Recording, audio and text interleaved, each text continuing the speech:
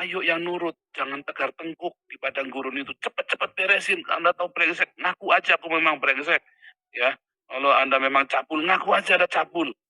Gak usah munafik. Anda harus lewati padang gurun ini menjadi tempat pembentukan sehingga ketika Anda masuk ke tanah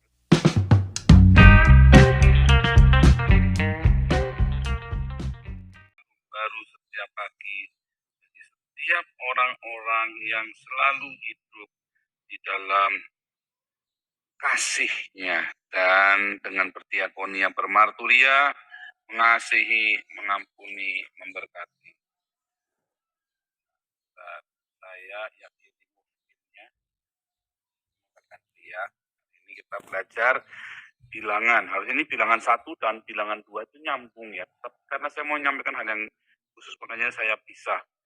Nah, saya mau share screen. Share screen. Pak, saya lupa. Jadi saudaraku, kalau Anda lihat di dalam kitab bilangan ini ada 2 kali sensus nanti ya. Bilangan 1 dan bilangan 2, bilangan 1 2 dan bilangan 26. Nah, ini kita akan lihat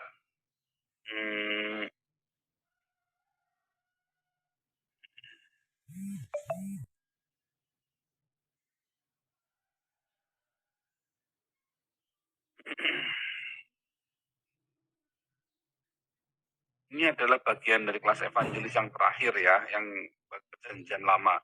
Saya mau saya share sedikit, ini malah belum saya ajarkan di kelas ya. Ya sedikit lah, bukan komplit tapi sedikit. Lihat ya, ini gambarnya nanti ya. Nah ini gambarnya, itu cara mereka berkemah ya. Cara mereka berkemah, suku, kan ada 3 suku itu kan. Yang di tengah-tengah ini para imam ya. Coba Anda lihat ini. Saya pakai stabilo ya, coba saya pakai stabilo yang warna biru. Biru ini ya. Coba lihat, ini yang di tengah ini nanti adalah orang Lewi. Ya. Ini adalah kemah, tabernakel itu kemah ya, yang tabernakel itu kemah suci. Katanya Anda bisa lihat semua ya. Nah, ini adalah kuak orang Lewi ya. Timurnya tuh sebelah sana ya, yang gambar ini timurnya tuh sebelah sana ya, timur east. Lihat suku suku Dan yang kepalanya kan ada 3 suku, Naftali, Dan Asher. Terus yang di sebelah utara ini ya, sebelah barat, sebelah timur dulu, sorry, ini arah jarum jam. Sebelah timur suku Yehuda itu Isakar, Sebulon ya, 3. Terus yang di sebelah selatan ada Ruben, Gad, dan Simeon. Lalu di sebelah barat ada Efraim, Manasye, sama Benyamin. Itu ya, itu cara menempat kasusnya seperti itu. Nah, udah kebayang ya. Nah nanti kalau kita lihat penampakan perkemahan itu kira-kira seperti ini nanti perkemahannya ya. Ini yang di atas ini yang barat ya, jadi kita balik. Nah, gambarnya seperti salib ya nanti ya.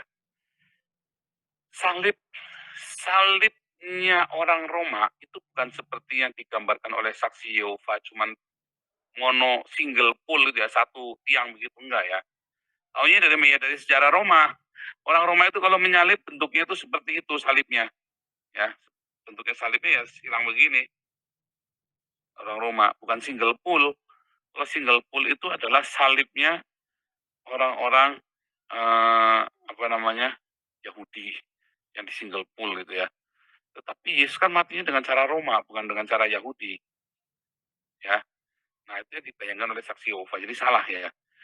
Nah, jadi waktu Balak itu kan si Bileam ya, waktu Bileam itu melihat perkemahan orang Israel dari atas itu, dari atas gunung itu, bentuknya seperti itu perkemahan orang Israel itu, ya.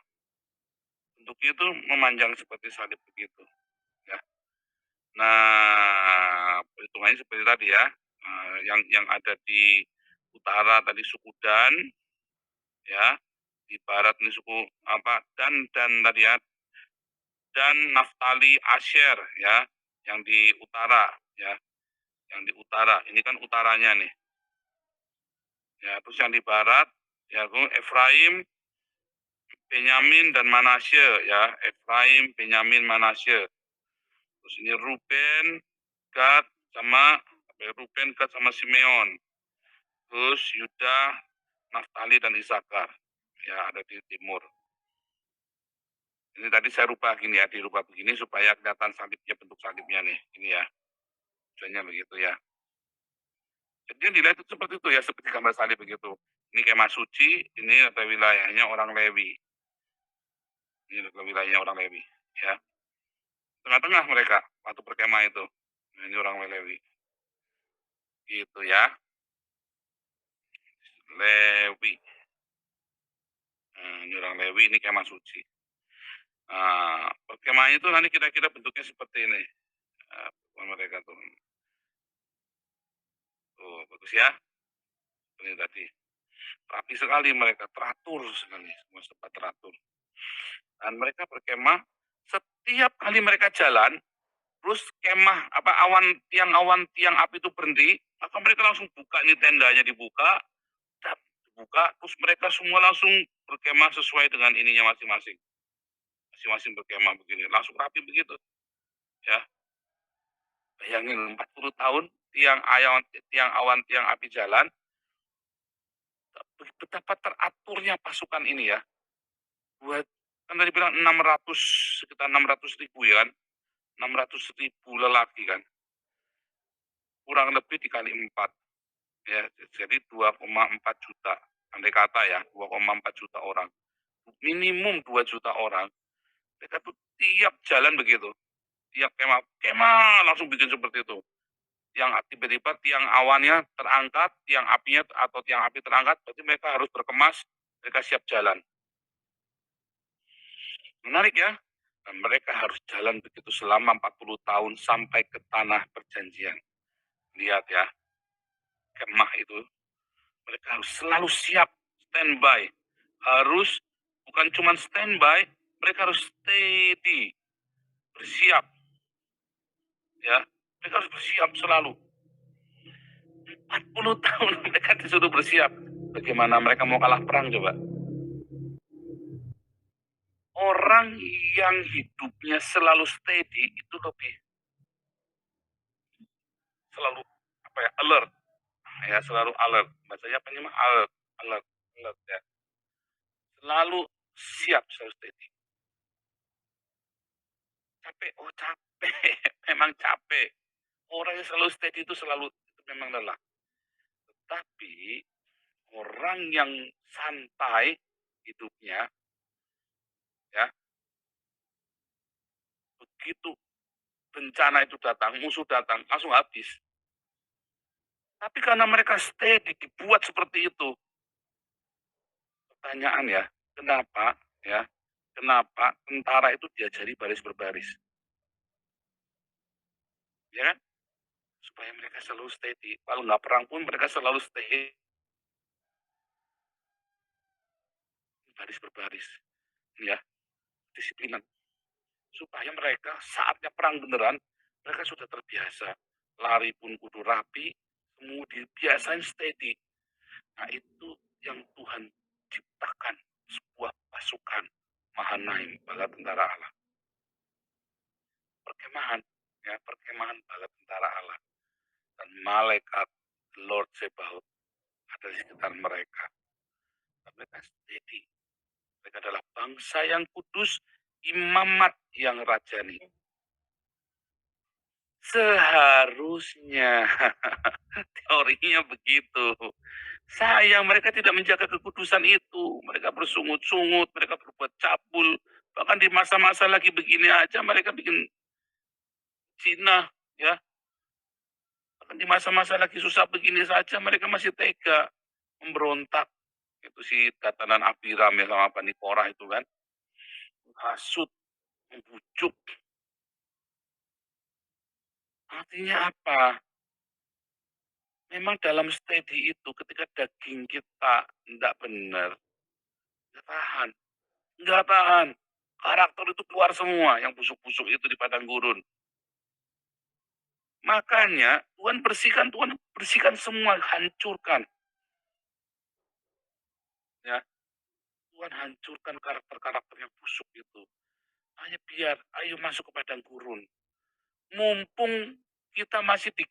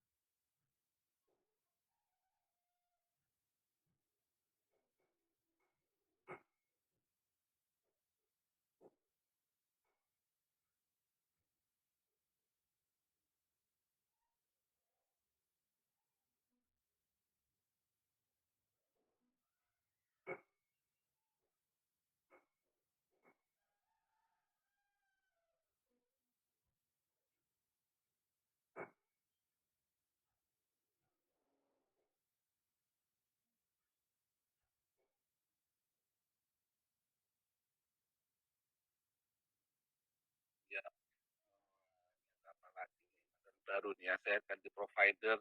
Tuhan Yesus tolong ya. Oke. Ya, kita balik lagi tadi ya. Oke, suara saya sudah terdengar jelas. Tolong co-host kasih respon. Jelas Pak Paul. Ya, oke. Sekarang. Ya, saya nggak tahu kenapa tadi saya lihat di YouTube uh, blank, jadi saya langsung ini ya cek ya. Mungkin saya. Ya, jadi kita balik lagi ya. Jadi kita harus selalu steady dalam kemah kediaman kita. Dan memang padang gurun itu menyakitkan dan membersihkan semua dagingan kita. Nampak semua. Nah, saat kita lagi dibersihkan, jangan ngeyel. Ya. Jangan ngeyel, pasrah di padang gurun itu. Ya, nah, pasrah. Nanti kalau Anda lihat, ya di padang gurun ini, nah ini ya, coba. Jangan kalau kita lihat di bilangan satu ini kan, hmm, jumlah totalnya ini, kalau Anda lihat jumlah totalnya, ya, dari 603.000 menjadi 601.000. Ada yang bertambah, ini berkurang, berkurang, berkurang. Ya, yang berkurang saya kasih merah. Berkurang, berkurang, berkurang, berkurang, berkurang. Ada yang bertambah, saya kasih biru.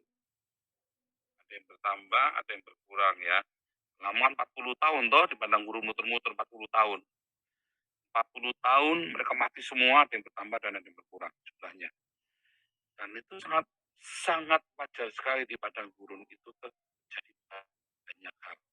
Ya, tapi yang intinya adalah orang-orang itu semua dibinasakan semua, semua kedagingan kita itu dibinasakan di padang gurun. Makanya kalau Anda sampai melewati padang gurun dan Anda tidak mendapatkan apa-apa, tidak mendapatkan perubahan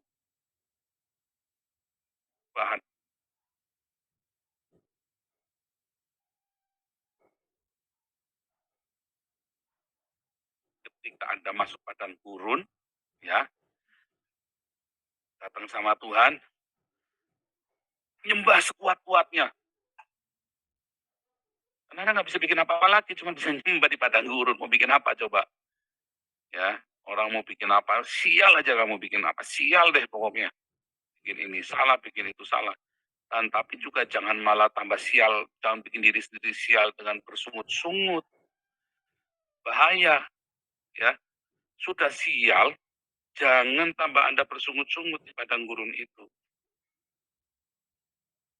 Jadi, steady, bersiap selalu. Itu kuncinya di padang gurun.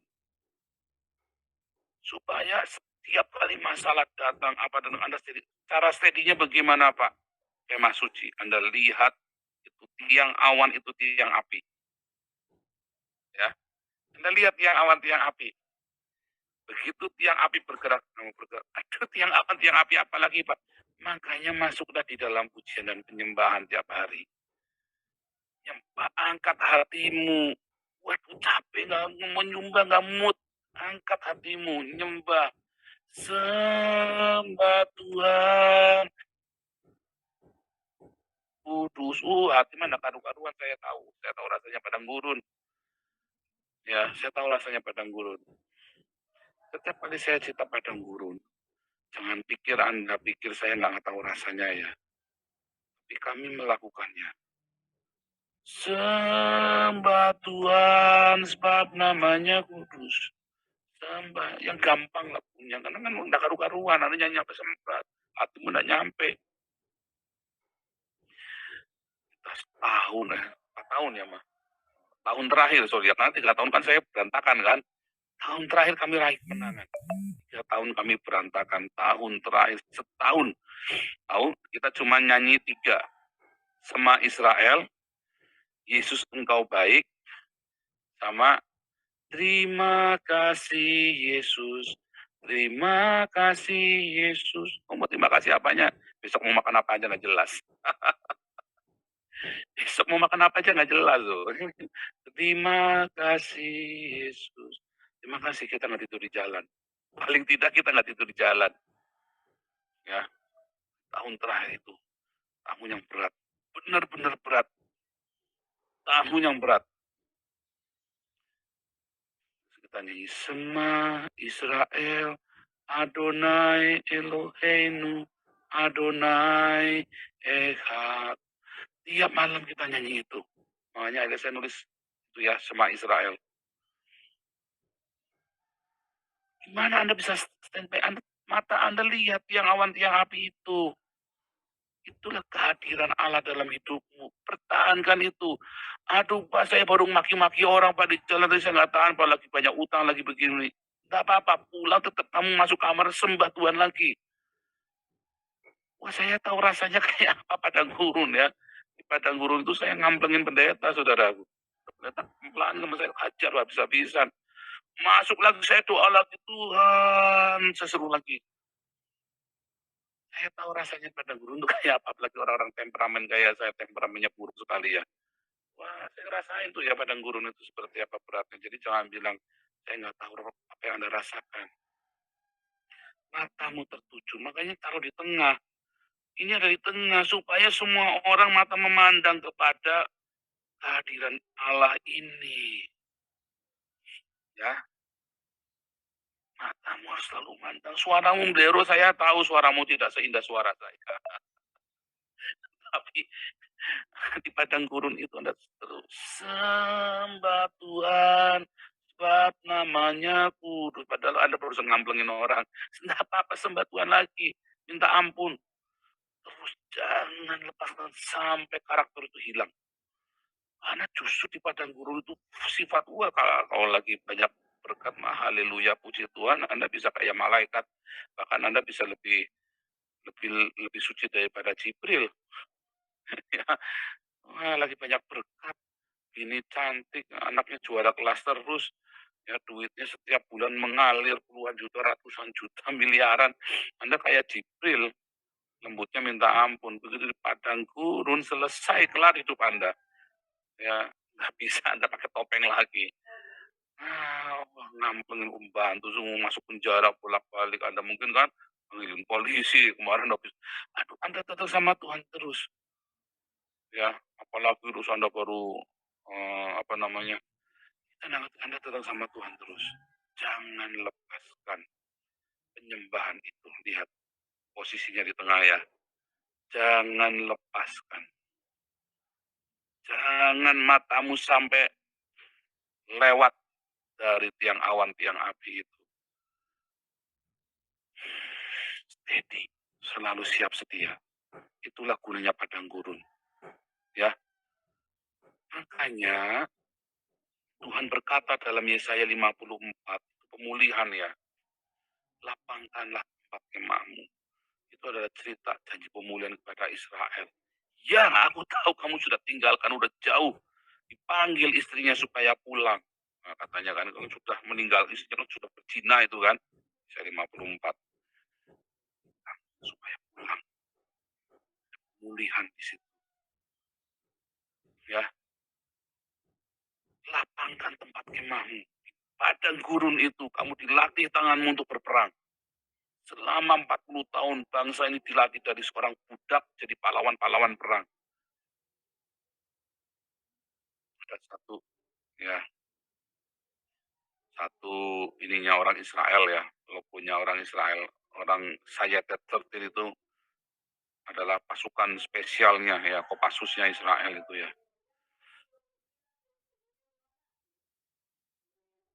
Di saat gelombang itu bertambah besar, maka orang-orang yang kuat itu akan dihasilkan.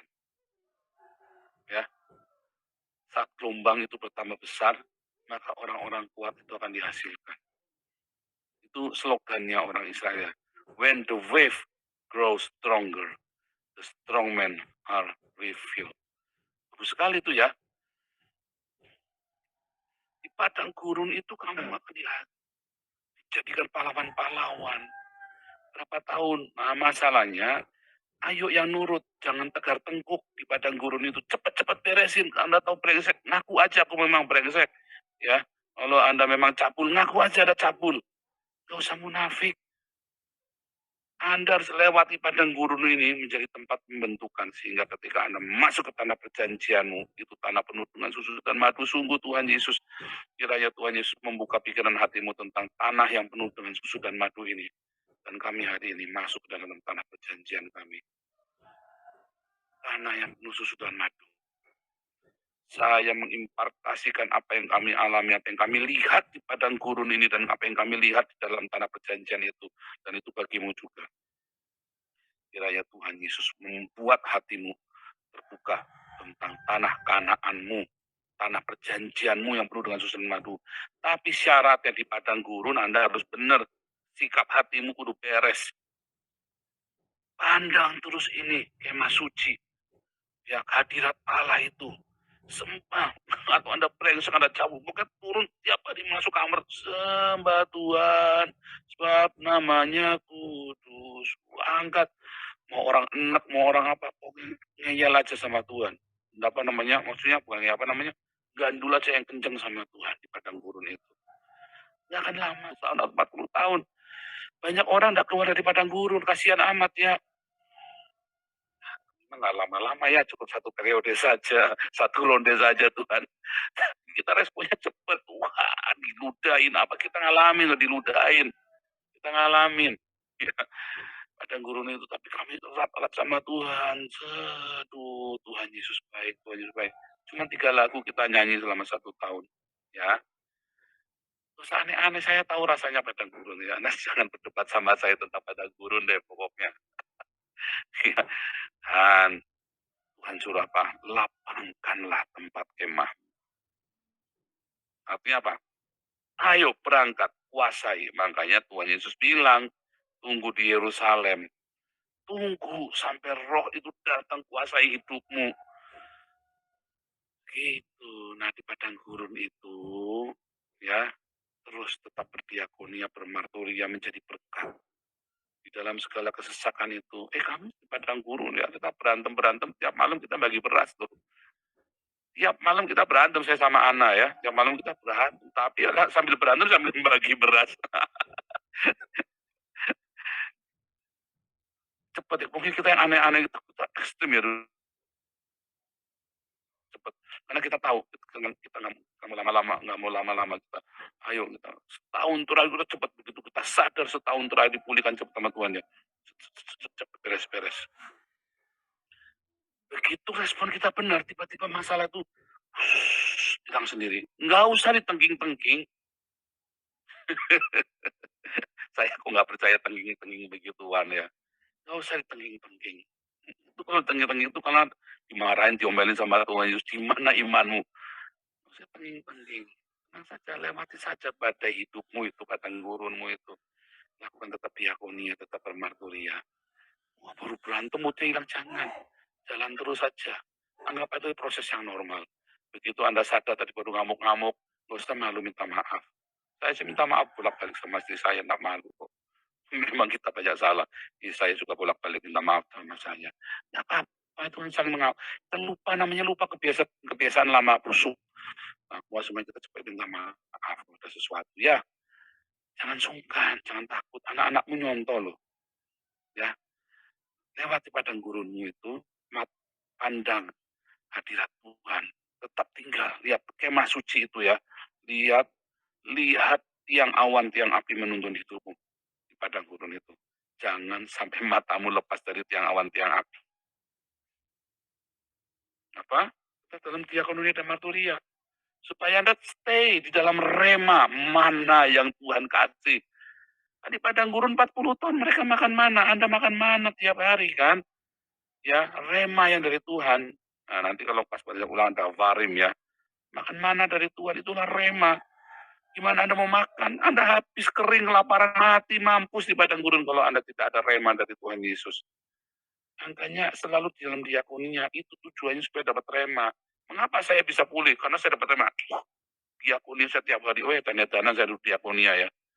Tiap malam itu saya diakonia, turun sendiri berdua sama anak. Makanya saya teriak diakonia. Karena saya percaya sekali. Kami sudah melakukannya, kami sudah menguji.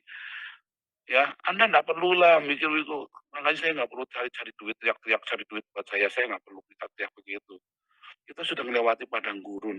Ketika kita sambil berdiakonia, sambil berantem, kita sambil berdiakonia. Sambil ngamplengin orang, kita tetap diakonia. Terus, wah, itu rema. Dan sampai satu rema, itu yang membangkitkan kami berdua. Bangkit. Kita puasa 6 bulan nggak berhenti. 24 jam makan sekali. Bukan udah makan ya. Bukan merubah jam biologis juga, tapi benar-benar puasa. Dapat rema kita. Rema itu kuat sekali tiap hari. Makin lama makin kuat rema itu, makin kuat. Kiranya rema dari Tuhan Yesus memberi Anda kemenangan di padang gurun. Ya, memberi Anda kemampuan, kekuatan untuk selalu melihat tuntunan tiang awan, tiang api dalam hidupmu. Dan terus makan mana yang lezat. Ya, rema yang dari Tuhan Yesus setiap hari. Tuhan Yesus memberkati. Haleluya. Even when you feel low, you can still go. Even